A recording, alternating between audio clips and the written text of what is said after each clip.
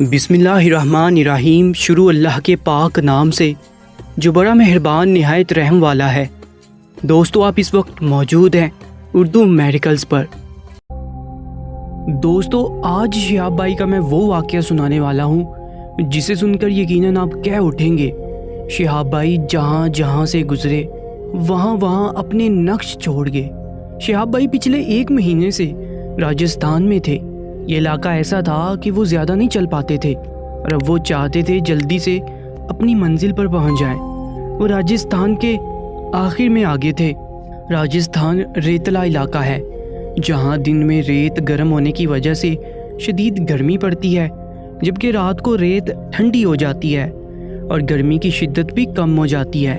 اس لیے راجستھان میں جب سے شہاب بھائی تھے وہ رات کو سفر کرتے اور دن میں آرام کر لیتے تھے، لیکن جیسے ہی وہ ایک گاؤں میں پہنچے تو انہوں نے دیکھا کہ گاؤں خالی پڑا تھا۔ گاؤں کے بعد آگے دور دور تک ریتلا علاقہ تھا اور جہاں یہ ریتلا علاقہ ختم ہوتا وہاں سے پنجاب شروع ہو جاتا تھا۔ شہاب بھائی پنجاب پہنچنے ہی والے تھے، بس انہیں پوری 1 رات اور سفر طے کرنا تھا۔ وہ جب اس گاؤں میں پہنچے تو انہیں حیرانی ہوئی۔ وہ گاؤں خالی پڑا تھا، وہاں گھر ویران تھے، دور دور تک کوئی انسان تو کیا کوئی پرندہ بھی نظر نہیں آتا تھا۔ شہاب بھائی کو بہت عجیب لگا۔ انہیں پہلے سارے گاؤں لوگوں سے بڑے دیکھے تھے اور وہ جہاں بھی پہنچے لوگوں نے انہیں عزت دی تھی، لیکن یہاں کوئی ان کے استقبال کے لیے تھا ہی نہیں۔ شہاب بھائی کو شدید پیاس لگی تھی اور گرمی بھی بہت لگ رہی تھی۔ شہاب بھائی کے ساتھ موجود پولیس والے بھی کافی ڈرے ہوئے لگ رہے تھے، حالانکہ وہ پولیس والے تھے، لیکن شہاب بھائی کے ساتھی یہ دیکھ کر کافی حیران تھے کہ شہاب بھائی چلتے ہی جا رہے تھے، رکنے کا نام ہی نہیں لے رہے تھے۔ شہاب بھائی نے یہاں دیکھا کہ گھر تو سب کے کھلے تھے لیکن خالی تھے، ویسے کسی کے گھر میں نہیں گھس سکتے تھے۔ تیز دھوپ پڑ رہی تھی، پسینے اور گرمی سے شہاب بھائی کا برا حال ہو چکا تھا۔ پھر انہیں ایک درخت نظر آیا، وہ اس کی چھاؤں میں بیٹھ گئے۔ درخت بھی زیادہ ہرا بھرا نہیں تھا، لیکن پھر بھی وہ شہاب بھائی کو دھوپ سے بچا رہا تھا۔ ہوا کا نام و نشان نہیں تھا۔ شہاب بھائی کے لیے اب تک سب سے مشکل راجستھان سے گزرنا تھا، اس لیے وہ سفر جاری رکھے ہوئے تھے کہ جلد از جلد یہاں سے نکل جائیں اور پنجاب میں داخل ہو جائیں۔ وہ کچھ دیر درخت کے نیچے بیٹھے رہے۔ تھکن اتنی تھی کہ جانے کب ان کی آنکھ لگ گئی، انہیں خود بھی پتہ نہیں چلا۔ جب اٹھے تو دھوپ کی شدت کم ہو چکی تھی، شام ہونے والی تھی اور پیاس سے ان کے حلق میں کانٹے اگ گئے تھے۔ وہ پانی کی تلاش میں ادھر ادھر بھٹکنے لگے تھے اور پھر انہیں ایک کنواں نظر آیا۔ شہاب بھائی نے اپنے ساتھی سے ایک خالی بوتل لی جس میں پانی نہیں تھا۔ شہاب بھائی جلدی سے کنویں کی جانب بڑھے، وہاں اس بوتل میں پانی بھرا اور پیا اور وضو کر کے عصر کی نماز ادا کی۔ ان سے نماز مشکل سے پڑھی گئی، ان کا پورا جسم درد کر رہا تھا۔ شہاب بھائی نے چلنے کی کوشش کی لیکن ان سے چلا نہ گیا۔ ان کے جسم سے جیسے جان نکل گئی تھی اور ٹانگوں نے چلنے سے انکار کر دیا تھا۔ وہ کافی کمزور ہو چکے تھے اور پھر انہیں پتہ ہی نہ چلا کہ وہ کب بے ہوش ہو کر گر گئے۔ اور پھر جب ان کی آنکھ کھلی تو انہوں نے خود کو ایک گھر میں پایا تھا۔ وہ ایک چارپائی پر لیٹے تھے اور ان کے پاس ان کے ساتھی اور ایک بزرگ بیٹھے تھے۔ شہاب بھائی کو اٹھتا دیکھ کر انہوں نے کہا کہ لیٹے رہو، بخار بھی اترا نہیں ہے۔ شہاب بھائی فوراً لیٹ گئے۔ انہیں بہت تیز بخار تھا، شاید اتنے دنوں کی تھکاوٹ تھی اور پھر راجستھان کے مشکل سفر نے انہیں بیمار کر دیا تھا۔ وہ پہلے سے کافی کمزور ہو گئے تھے کیونکہ یہ گاؤں تو خالی تھا اور یہاں کھانے پینے کے لیے کوئی سامان موجود نہیں تھا۔ شہاب بھائی کھانے پینے کا کوئی سامان اپنے پاس نہیں رکھتے تھے۔ وہ جہاں بھی جاتے تھے لوگ ان کی دعوتیں کرتے، ان کے لیے ہر چیز آگے لا کر رکھ دیتے تھے، لیکن یہاں پر شہاب بھائی کے ساتھ بہت عجیب کام ہوا تھا۔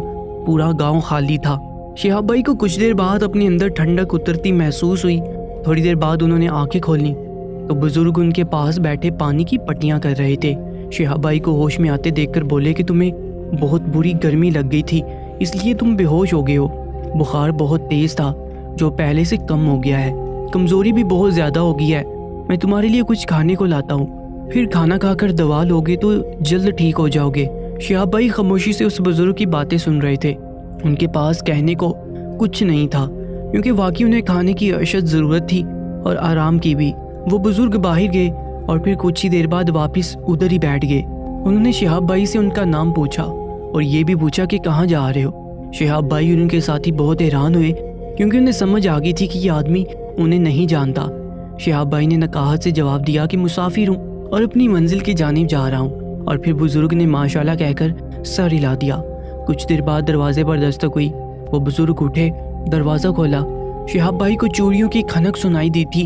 یقیناً وہ اس بزرگ کی بیوی یا بیٹی تھی، اور یہ لوگ پردہ کرتے تھے، تبھی وہ اندر نہیں آئی تھی۔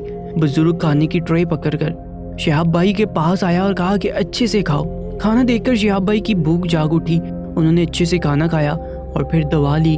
کچھ ہی دیر میں ان کا بخار اتر گیا، جیسے ان کو کچھ ہوا ہی نہ تھا۔ پھر انہوں نے اٹھ کر نماز پڑھی۔ بزرگ یہ دیکھ کر بہت خوش ہوا کہ اتنا جوان لڑکا اور اللہ سے اتنی محبت کہ بیماری میں بھی نماز نہ چھوڑی۔ نماز کے بعد شہاب بھائی نے بزرگ کا شکریہ ادا کیا اور اجازت مانگی۔ اس پر بزرگ نے کہا کہ آج تم سفر نہ کرو، تمہیں آرام کی ضرورت ہے، آج تم میرے مہمان ہو، کل سے اپنا سفر جاری رکھنا۔ شہاب بھائی نے تھوڑی دیر سوچا، اپنے ساتھیوں سے مشاورت کی اور پھر ان کی بات مان لی۔ وہ واقعی زیادہ نہ چل پاتے اور ان کی طبیعت خراب ہو جاتی۔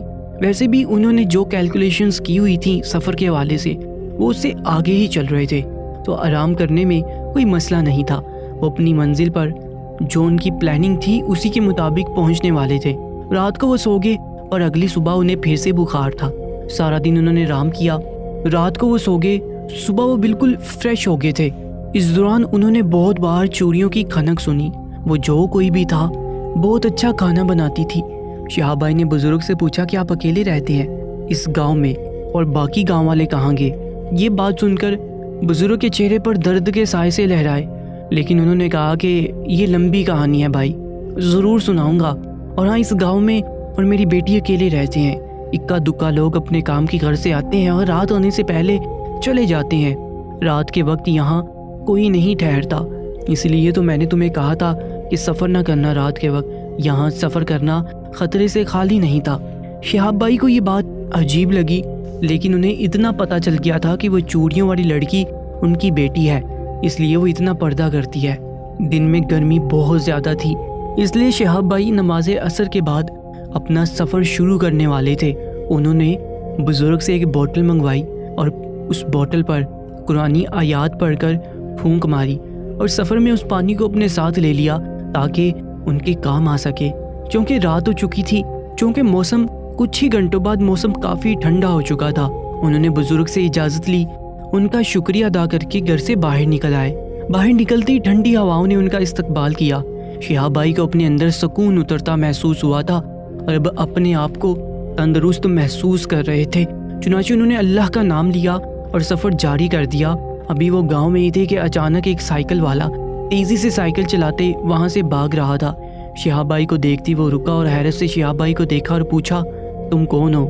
اس پر شہاب بھائی نے بتایا کہ مسافر ہوں۔ اس پر اس آدمی نے سر سے پاؤں تک شہاب بھائی کو دیکھا اور کہا کہ میری بات مانیں تو آپ رات کے وقت آگے سفر مت کریں، کہیں رک جائیں یا پھر واپس لوٹ جائیں، آگے جانا خطرناک ہو سکتا ہے۔ وہ آدمی بڑے پوری اسرار انداز میں کہہ رہا تھا، اس کے چہرے پر خوف بھی تھا اور وہ ڈر کر ادھر ادھر بھی دیکھ رہا تھا۔ اس کی بات سن کر شہاب بھائی نے پوچھا کہ کیسا خطرہ؟ لیکن وہ آیت الکرسی پڑھتا بھاگ گیا۔ شہاب بھائی نے سر جھٹکا اور اپنے سفر پر روانہ ہو گئے۔ اب رات ہو چکی تھی، اندھیرا چھا چکا تھا، ہوا کافی ٹھنڈی ہو چکی تھی، صحرا کی ریت ٹھنڈی پڑ گئی تھی۔ یہ گاؤں شہاب بھائی کی توقع سے زیادہ بڑا تھا، ختم ہونے کا نام ہی نہیں لے رہا تھا۔ اس کے خالی گھر شہاب بھائی کو پریشان کر رہے تھے اور ان کے ساتھی بھی ڈر رہے تھے۔ پھر اچانک شہاب بھائی کو اپنے پیچھے سے چوڑیوں کی آواز سنائی دی۔ شہاب بھائی اور ان کے ساتھی تھوڑے سے ڈر گئے، جیسے کسی نے ڈھیر ساری چوڑیاں پہنی ہوں اور چلنے سے ہاتھ ہلنے کے باعث وہ بجنے لگی ہوں۔ ایک پل کو شہاب بھائی کا دل ڈر گیا کہ رات کے اس ویرانے میں چوڑیوں کی آواز، وہ بھی پیچھے سے آنا، بہت عجیب تھا۔ شہاب بھائی جیسے ہی رکے وہ آواز بھی رک گئی، اور پھر جیسے وہ چلنے لگے آواز بھی آنے لگی۔ شہاب بھائی نے آنکھیں بند کی اور آیت الکرسی کا ورد کیا، چاروں کل پڑے اور پھر پلٹ کر دیکھا اور وہ لڑکھڑا کر پیچھے ہٹے۔ سامنے ہی ایک سفید لباس میں کھلے بالوں والی لڑکی کھڑی تھی۔ شہاب بھائی نے خود کے خوف پر قابو پایا اور غور سے لڑکی کو دیکھا۔ اس نے ہاتھوں میں کانچ کی ڈھیروں چوڑیاں پہن رکھی تھیں۔ اس لڑکی کا چہرہ نظر نہیں آ رہا تھا۔ شہاب بھائی نے سنجیدہ لہجے میں کہا، میں جانتا ہوں تم اس بزرگ کی بیٹی اور تم کوئی چڑیل نہیں ہو، اور تم یہ سب کیوں کر رہی ہو یہ میں نہیں جانتا۔ شہاب بھائی کی بات سن کر اس لڑکی کے وجود میں حرکت ہوئی۔ اس نے ہاتھ بڑھا کر اپنے چہرے سے بال پیچھے کیے اور پھر وہیں بیٹھ کر رونے لگی۔ شہاب بھائی رک گئے اور پھر پوچھا کہ بتاؤ تم ایسا کیوں کر رہی ہو؟ تمہاری وجہ سے پورا گاؤں خالی ہے، ویران پڑا ہوا ہے، لوگ تمہیں چڑیل سمجھتے ہیں، تم سے ڈرتے ہیں، لیکن تم ایسا کرتی کیوں ہو؟ اس پر لڑکی نے اپنی کہانی سنائی کہ میں اور میرا باپ شروع سے اس گاؤں میں رہتے ہیں۔ گاؤں کا وڈیرا مجھ سے شادی کرنا چاہتا تھا، لیکن ابا نے انکار کر دیا اور میری شادی ایک نیک انسان سے کر دی۔ اس وڈیرے کو اس بات پر غصہ آ گیا، اس نے مجھے اور میرے شوہر کو چپکے سے قتل کروا دیا۔ میرا شوہر دم توڑ گیا جبکہ میں بچ گئی۔ گاؤں والوں نے کسی نے میری مدد نہیں کی، پھر میں نے اپنے زندہ ہونے کو سب سے چھپایا اور پھر ایک چڑیل بن کر اس وڈیرے کی زندگی عذاب بنا دی۔ ایک رات میں اسے اتنا ڈرایا کہ اسے ہارٹ اٹیک آیا اور وہ مر گیا۔ یہ دیکھ کر سب گاؤں والے گاؤں چھوڑ کر چلے گئے۔ ابھی بھی میں گاؤں میں گھومتی ہوں تاکہ کوئی بھی یہاں نہ آئے۔ جب یہاں رہنے والے کسی کی مدد ہی نہیں کر سکتے تو انہیں یہاں رہنے کا حق بھی نہیں۔ وہ روتی رہی۔ شہاب بھائی نے پوری بات سنی اور پھر اسے کہا کہ تم نے اپنا بدلہ لے لیا، اتنا بہت ہے۔ گاؤں والے بھی تمہاری طرح بے قصور تھے، بلکہ تم نے ان ظالم وڈیروں سے گاؤں والوں کو نجات دلوائی۔ غریب لوگ جانے کہاں رہ گئے ہوں گے، اس ڈر سے کہ ان کے گاؤں میں کوئی چڑیل ہے اور اللہ کو نہیں پسند کوئی اس کے معصوم اور مظلوم بندوں کو اتنا تنگ کرے۔ اگر اللہ نے تمہاری رسی کھینچی تو پھر بچنا مشکل ہو جائے گا۔ اس پر لڑکی رو پڑی اور کہا کہ میں بھٹک گئی تھی، میں نے آپ کے بارے میں سنا تھا، اس لیے آپ کے پیچھے آئی تھی تاکہ آپ میری مدد کر سکیں۔ میں بھی جا کر گاؤں والوں کو سچائی بتاؤں گی اور انہیں واپس لے آؤں گی۔ شہاب بھائی اس کی بات سن کر ہولے سے مسکرا دی اور اس کے سر پر شفقت سے ہاتھ رکھا۔ وہ لڑکی اٹھی اور جانے لگی۔ پھر اس نے رک کر پوچھا کہ آپ کو کیسے پتہ چلا کہ میں اس بزرگ کی ہی بیٹی ہوں؟ شہاب بھائی نے جواب دیا کہ راجستھانی عورتیں پلاسٹک اور لکڑی کے کڑے اور چوڑیاں پہنتی ہیں جو چھن چھن نہیں کرتے، جبکہ تم نے کانچ کی چوڑیاں پہنی ہیں جن کی آواز آتی ہے، اور یہ آواز میں نے تمہارے گھر میں بہت بار سنی تھی، اس لیے پہچان لی۔ اس پر لڑکی نے سر جھکا لیا اور چلی گئی۔ وہ شہاب بھائی کی نیک دلی اور اچھائی کے ساتھ ساتھ ان کی ذہانت کی بھی قائل ہو چکی تھی۔ اس کے جانے کے بعد شہاب بھائی نے اللہ کا شکر ادا کیا اور اپنے سفر پر روانہ ہو گئے۔ شہاب بھائی اس وقت پنجاب میں داخل ہو چکے ہیں۔ پنجاب کے لوگ شہاب بھائی کا بہت ہی خوش دلی سے استقبال کر رہے ہیں۔ دعا ہے کہ اللہ پاک شہاب بھائی کے اس پاک سفر کو خیر و سلامتی کے ساتھ پورا فرمائے۔ کامنٹ سیکشن میں آمین ضرور لکھیے گا۔ ہم شہاب بھائی کی ٹیم کے ساتھ مسلسل رابطے میں ہیں، جیسے ہی ہمیں کوئی نئی اپڈیٹ ملتی ہے ہم آپ دوستوں کے ساتھ ضرور شیئر کریں گے۔ اگر آپ نے ابھی تک چینل کو سبسکرائب نہیں کیا تو سبسکرائب کر لیجیے گا تاکہ ہماری تمام نئی ویڈیوز کی اپڈیٹس آپ کو سب سے پہلے ملتی رہیں۔ اپنا بہت زیادہ خیال رکھیں۔ اللہ نگہبان۔